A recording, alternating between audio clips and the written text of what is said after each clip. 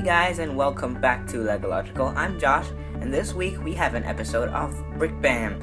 It's a series created by Action Brick that we use regular Lego pieces from an ordinary Lego set and transform it into other builds. I have used the pieces from the first order transporter, that rhymes, and I've made something different out of it. So let's look at my first build. And here is the first creation we have today. This is the first order supply carrier, and as you can see, it is on wheels. Well, you can't see them, pretty well hidden. And there's Captain Phasma. On the side here we have defense, which is stud shooter, and we have some spring-loaded shooter ammo on the side on these clips here for bringing supplies to some weapons maybe. Inside we have one seat for a minifigure. I'll put the first order stormtrooper sitting right there, and right next to it you can see there is something you can take out. We'll get to that in a moment, but as you can see, that's the engine at the back. Pretty nice look. It's got the lamps, it's got the glass, but what this is, it's a carrier for your supplies. So this stormtrooper is driving it. This is supposed to be within your stormtrooper first order base. And what you do is, this is a little droid assistant you have right here. Let me focus to show you the design of this thing. Pretty simple. And all it does, it can clip tools like such, so you can take supplies. What it can also do is you can have these supply crates, and you can put it on the stud here, so it flies and then it will put them up on this giant ramp. Now this ramp has a function. You pull down the flaps at the bottom, and this entire ramp comes down like so. That makes it easy for stormtroopers to haul up all these supplies, like this one I've made here. And all you gotta do is close up these flaps and you're good to go. I have made some little crates and little tubes you can put on there, so you're transporting some supplies to your fellow stormtroopers on other sides of the base. There's also a hidden function here, which is this little section. You can put your supplies in there. It may not seal up completely, but you know, it works. You can also put some figures in there. For instance, you can have Captain Phasma here just defending. So that's a nice little hatch area. You can store figures in there. So that is your first order supply carrier. Next up, we have the first order heavy cannon. This is on wheels. It's like a mobile platform with a huge cannon on top.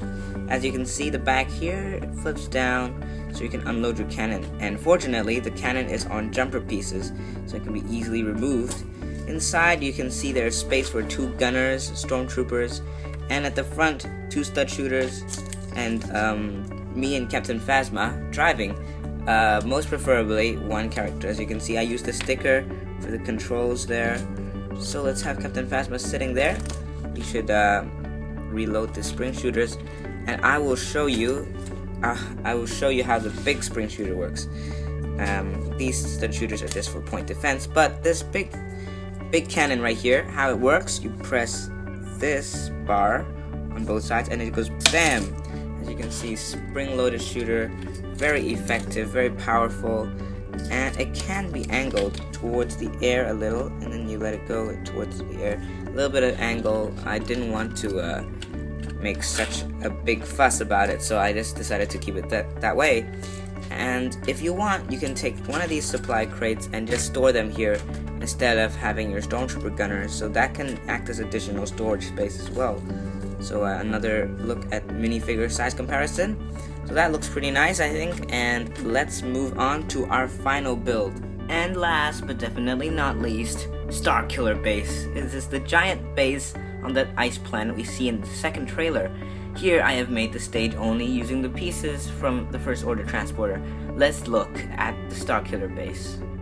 As you can see, this is quite a big deal. Taking all the figures away, it's pretty massive. The back is a bit more exposed. I didn't really care about the back since it wasn't going to be viewed. Bottom has some support structure. Overall, it's just basically a stage. But what it has on top is the little functions up there.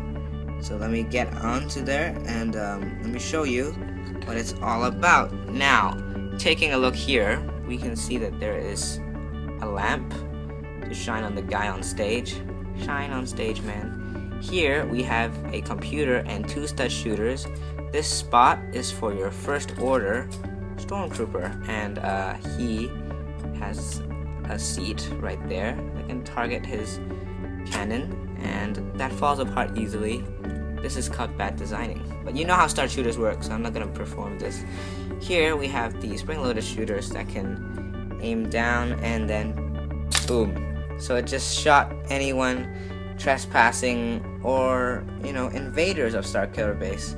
So that's basically how Starkiller Base is. Well, thank you guys so much for watching. This video took an entire afternoon to complete, so I would really appreciate it if you could give a thumbs up, and don't forget to hit that subscribe button to make sure you catch up with all of my future LEGO mocks.